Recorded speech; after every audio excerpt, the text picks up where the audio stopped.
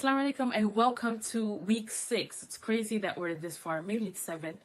I'm super excited for this week's show. It is a little bit different. I have some Reddit questions that I'm going to be answering as well in the mix of the other ones.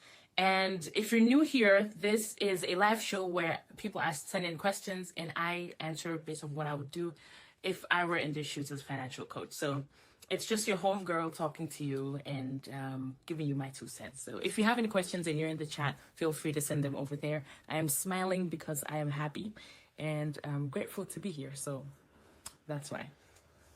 Okay, let's see. I'll start with the Reddit questions for change. And I have not read through these questions, so we'll see how that goes. Okay, question number 1 says, the topic is cashing in 401k to pay student loans off. Hi all, I have 6 figures in federal student loans from grad school. Some of those are at 8%. Ouch. I also have a generous 401k match from my employer and have enough in my account to nearly pay off the loans after the tax rate. These are a little over half in pre-tax and a little less in Roth. I'm mostly worried about this debt burden if I'm laid off, as my company has done rounds of layoffs and is offshoring every role they can.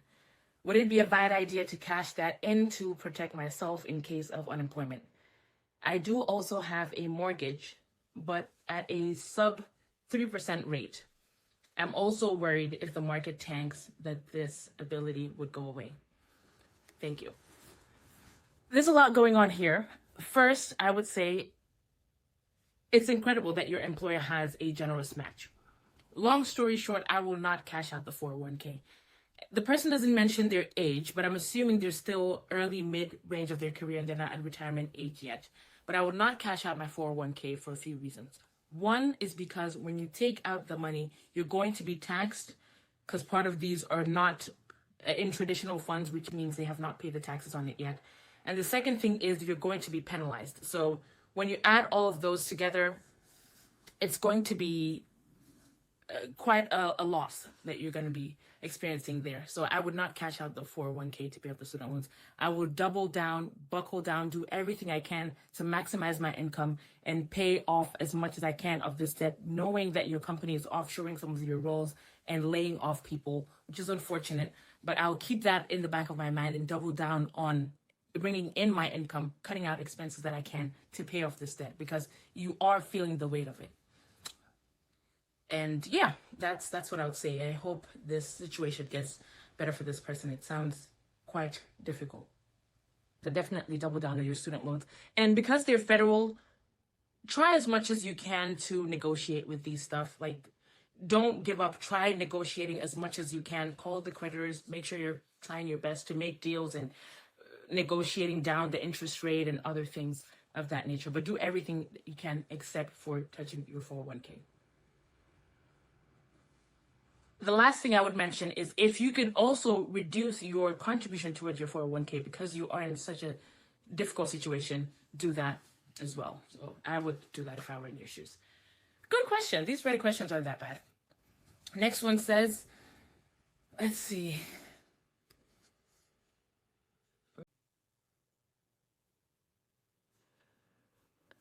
Is $5,000 a year in a 401k too low? I'm 24 years old. I've been saving in a 401k for over a year. Last year, I made around $3,400 went into a Roth, and $1,800 went to a 401k. I'm just wondering if it's a good idea or if I need to adjust. I work 2 jobs. One is full-time and pays $32,000 a year. And the other is a server and fluctuates a lot. So I don't really have a set number.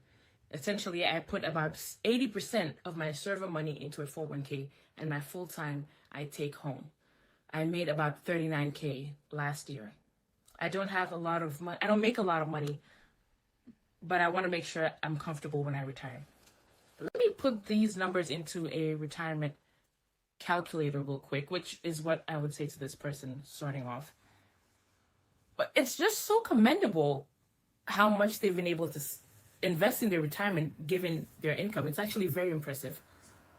So that would get you well over $1 million. It's about $3.167 million. That's what you'll get at retirement.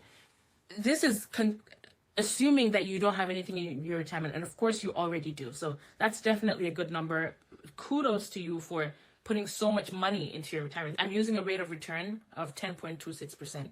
If you want to know how much you need to retire, calculate your current age to your retirement age, the age you like to retire, and look at how much on average you would put into your retirement account. So in this case, this person's about $416 a month. How much would I end up with at the time of retirement? It kind of gives you an idea of how much money you're working with and what your nest egg could be. At 10.26% does not account for inflation. This one says, I am 40 years old. I was a broke high school dropout for all of my 20s and didn't start building any real income until my mid-30s. I'm now earning, just started making $220,000 a month ago. And I want to be intentional about using the next decade to build real wealth. Here's my current financial picture. Debt, $30,000 car note, $24,000 IRS bill, $11,000 401k loan, $30,000 the student loans. So the total debt is $95,000. The assets, they have $25,000 in a Roth IRA, $30,000 in a 401k, $20,000 in savings. So that's $75,000. So their net worth is negative $20,000. Income and expenses, $220,000. That's the income potential, 10 to 20% bonus. Monthly fixed expenses, $5,674. Industry set is crux of finance and technology. So AI, risk management, that kind of stuff. My definition of rich by 50, so they have about 10 years to go. Completely debt-free, owning a $400,000 to $500,000 condo in Long Beach by 45. On the way to a $3 million in retirement age by 65. Maintaining personal appearances, so their fitness and that kind of stuff. They're not looking to cut that many expenses too drastically. They have nice stuff that they enjoy. So the good news is you have an incredible income. And you can wipe out so much of this debt because your goal is to be debt-free by 50. So the first thing is get the IRS out of your life. Just get them out of your life. It's a $24,000 bill and you have $20,000 in savings.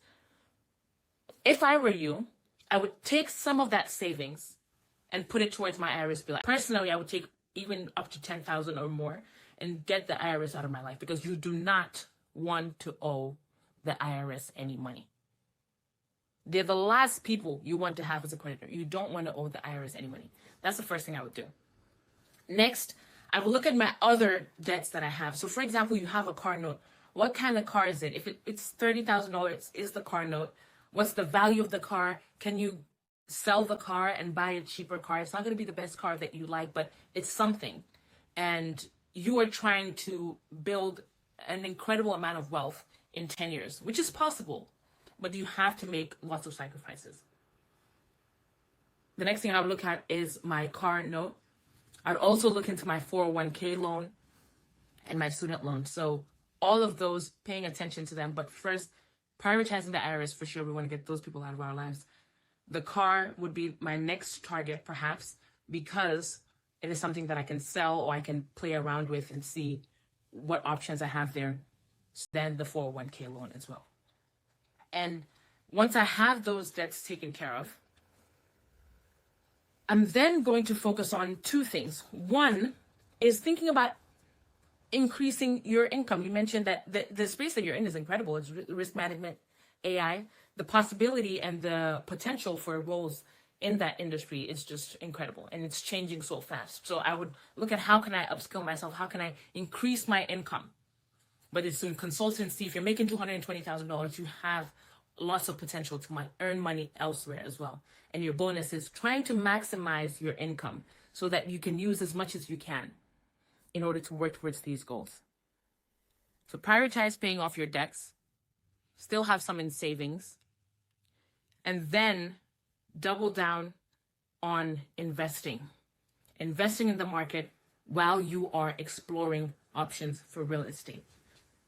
And of course, in that entire period, you're working on boosting up your income. And if I was to do the same thing with this person, how much they would need in 10 years in order to get $3 million. So if you're investing about $1,700 a month, you'll get to that 3 million mark by the age of retirement. So that is what you should be aiming towards. And with your income, that is very doable, especially once you've gotten rid of those debts that are eating away from your financial picture. But I'm so excited for this income amount. It's incredible. So kudos to you and wishing you all the best on this. Next question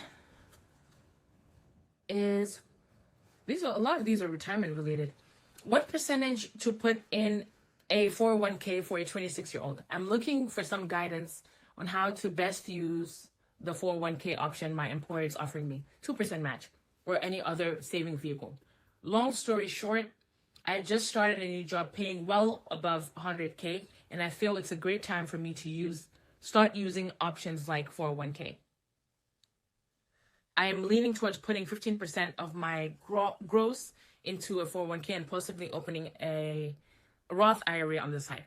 I'm looking for any suggestions or recommendations. I'm not well versed in this area at all, and honestly consider myself poor when it comes to saving money. For better context, my only fixed expense is rent right now, $2,000 a month, and I have zero debt. Amazing. Such a beautiful financial picture to work with. Great income, very predictable expenses, and no debt. So you're in an amazing situation, and these are the questions you should be asking right now. So the first thing I would say is, do you have any savings? I know it's not part of the question, but do you have any savings? Because you need something for a rainy day fund. That's the first thing I would tackle. So before you even talk about the Roth IRA, you need to invest up to your employer's match, because that's free money. When your employer is matching your retirement contributions, that is free money. Then I would maximize my Roth IRA. And if there's anything beyond that, and I still can invest more, then I would add more to my employer's plan. And in this case, they're saying what percentage to put in a 401k. They have not mentioned a goal of how much they want to have by retirement, but a good rule of thumb is 10 to 15%. And if you want to even double down even more, and you want to take advantage of the fact that you have time, because time is the most important factor when it comes to investing. If you want to double down on that, then go even beyond the 15% to do 20%, if you have the room for that. But if you cannot, 15% is more than enough. And with 100k income, and in year 26, I mean, you're just in a beautiful, beautiful scenario. So those are the right questions to be asking. I think I'll answer one final Reddit question, then I'll go on to my own. It says, is it worth it in my case? Background. 60k. I have 60k in a traditional IRA account at Merrill Lynch under a financial planner. I will not contribute more to it, as there is no tax advantage to doing so at my income now. I have 6k in a Roth IRA with the same Merrill Lynch planner that I will continue to max out every year. The Merrill Lynch financial planner fees amount to about $700 a year. I think it's based on 1% of account value, something like that. The planner tells me that I am getting exposure to funds not available elsewhere. Keeping the money at Merrill Lynch also maintains my reward benefits status at Bank of America, which is fairly helpful.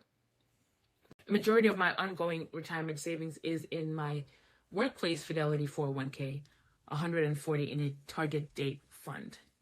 Is it worth keeping those funds with Merrill Lynch, or should I go into Fidelity? For simplicity's sake, you could roll over the traditional IRA account.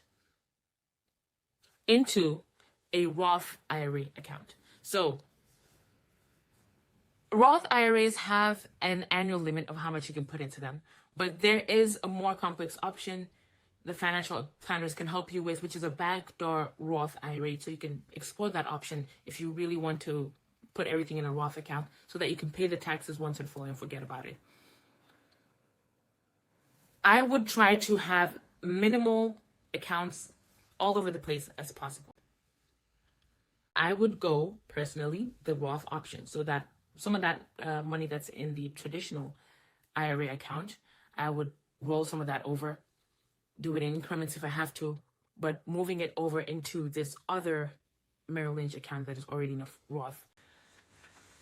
Then I would continue to invest in the employer plan that I have, the plan that I have with my employer. If it's just a 401k, I'll keep on doing that. Fidelity also has Roth options. If you want to keep everything within just one institution, I'll just move everything over to Fidelity. So it's in there. They have financial planners. If you want to keep with your financial planner, you're welcome to do that. But now to the other questions. The market is high now.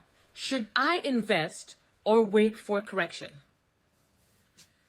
Time in the market beats timing the market every single time. You want to stay in the market for as long as possible. If you're trying to time the market, you're going to lose. There are people who spend day in, day out trying to time the market, and they have a lower success rate than people that stick in the market for the long haul, because that's what investing is. When you're investing, you need to make sure that you choose a correct investment, an investment that you know, based on historic performance, even when the market dips, it finds its way back up. So that is what you're looking for. And if you find that in an investment, then choose the investment and get your hands off of it. Leave it in there. Unexpected things are going to happen. COVID happened. No one saw it coming. 9/11 happened. The first and second Trump administration happened. So many different things. The Obama administration came about, being the first Black president, and what that meant. There's so many different things that are going to affect the market beyond your control. What you can control is to choose the right investments, to trust the economy, to trust the investments, and trust the process. If you believe in the investments, you believe in the economy, leave the investments alone. Time in the market beats timing the market every single time. That's not a quote from me. It's from Kenneth Fisher. So I can't take that credit. So let's move on to my questions. What are your thoughts on a high yield savings account? A high yield savings account is a savings account wherein you earn interest. And it's high yield because the interest rate is usually higher than a regular basic savings account. It can go up to 3 to 4% even in some cases.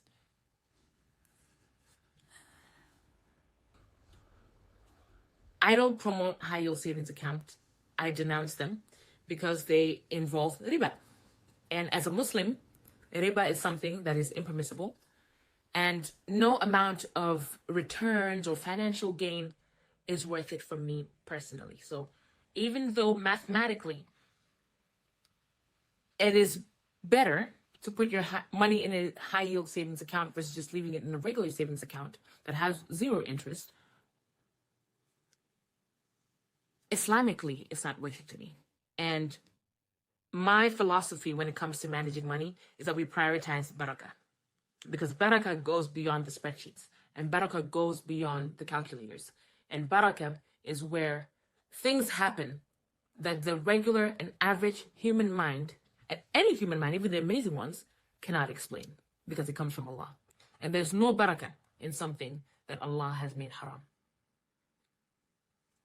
Next question is, What's the difference between trading and investing? Trading involves speculation. Investing involves patience, perseverance, and consistency. They're different. When you're trading, you're trying to maximize your returns, not just by leaving it in a good investment, but you're trying to time the market. You sell when it's high and you buy when it's low. If I buy a stock for $100, the price goes up to 120, I'm going to sell it at 120 and I make $20 profit. Let's put it in just those simple terms. But that is the idea that I'm approaching this with.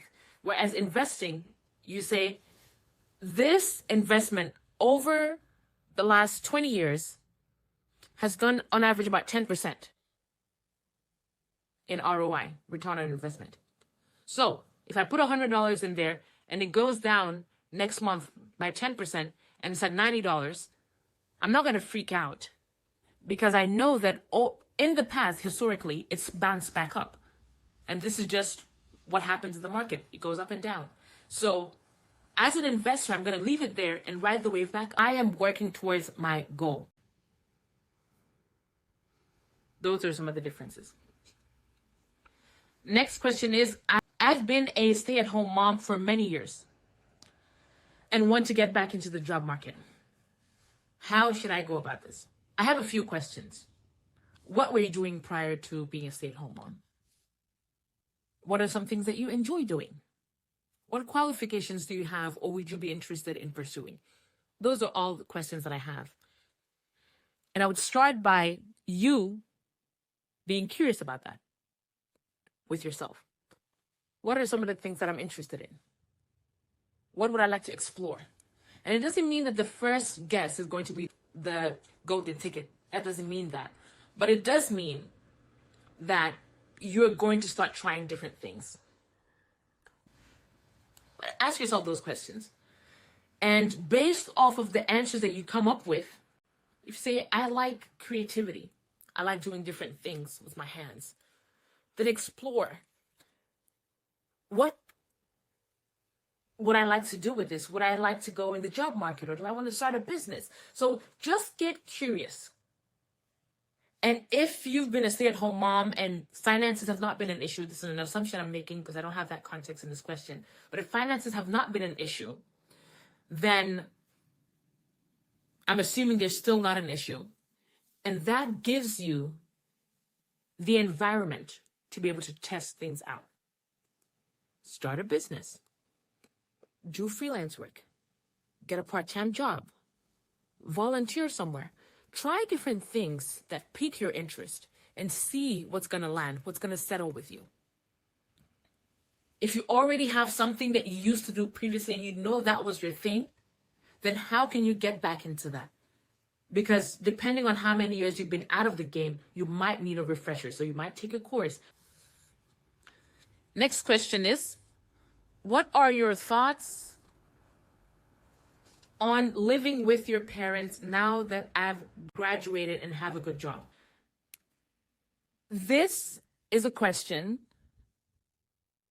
that's most asked, in my experience, in the US and maybe other Western countries, I don't know, but here's where I live. So that's what I know. And there's a lot of shame, for whatever reason, tied to someone going back, living with their parents after college. Culturally, where I'm from, West Africa, the Gambia, and from also an Islamic perspective, especially as a woman, it's normal. What's wrong with living with your parents? What's wrong with living with your family? Forget the financial aspect, but what's wrong with it? There's the relationship there. Of course, there are challenges. There are challenges because you're an adult, you're growing, you're becoming your own person and all of these things. And maybe you've moved out for college and you've lived away for certain years and you've built certain habits, whatever it might be. But what's wrong with living with your parents? If you have that option and it can foster this relationship and it can allow you to have this connectivity and if family is a huge value for you and that's how you want to foster that relationship, then why not? Especially for women. For a man, can understand. And I'm not being sexist or anything, but it's the truth. Now let's talk about the financial aspect. it's going to save you a ton of money. Depending on, actually, I take that back. Depending on your situation. But for many people, it saves them a ton of money because there's shared expenses. If not, they have no expenses in an amazing situation.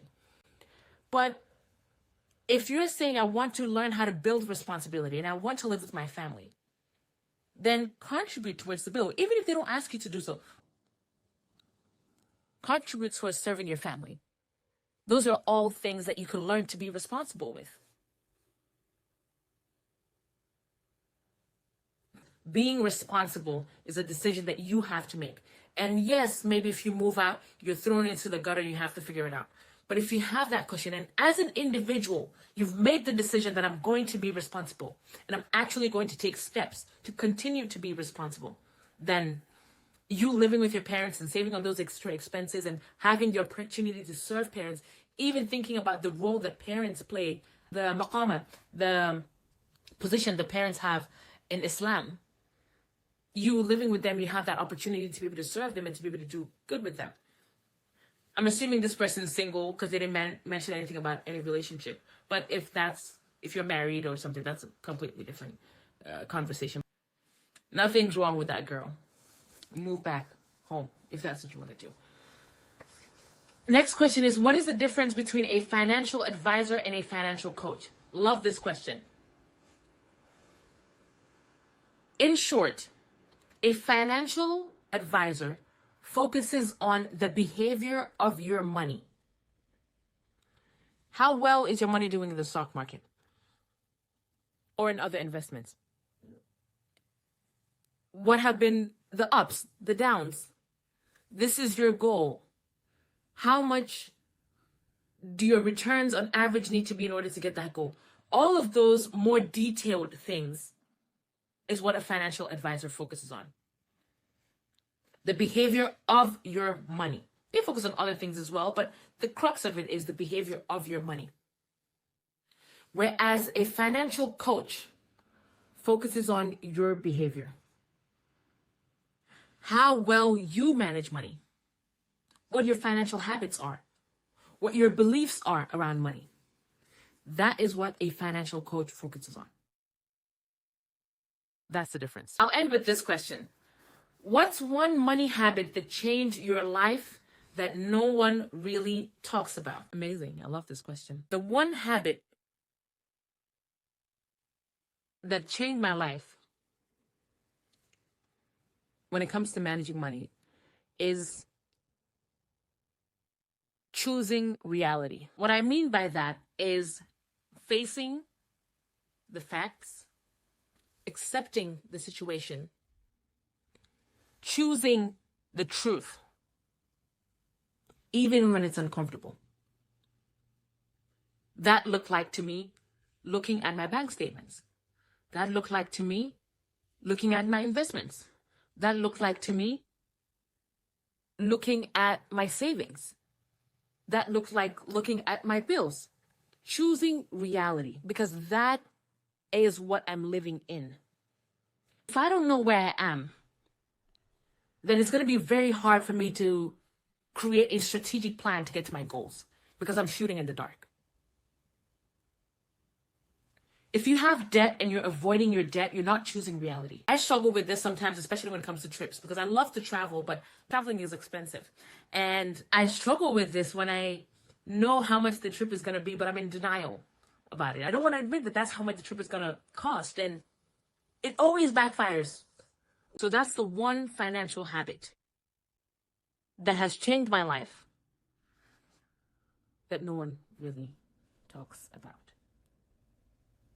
Thank you for tuning in to all of those who have. Next week, inshallah, we have an episode that I am super excited about.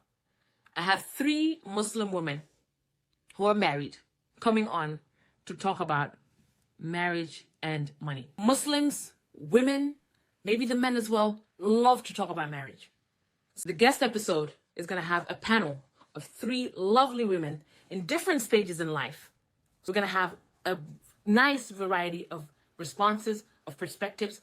Come in with your questions. If you don't have questions, I have a bajillion questions.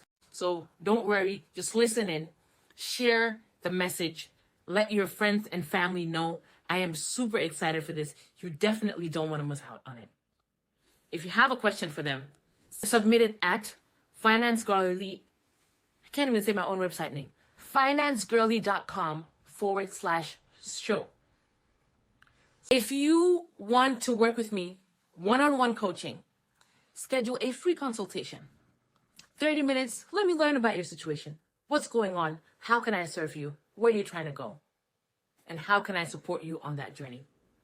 Thank you for tuning in. I'll catch you next week on our episode 7 of the If I Were You show. Take care. Have a wonderful weekend. Assalamu alaikum.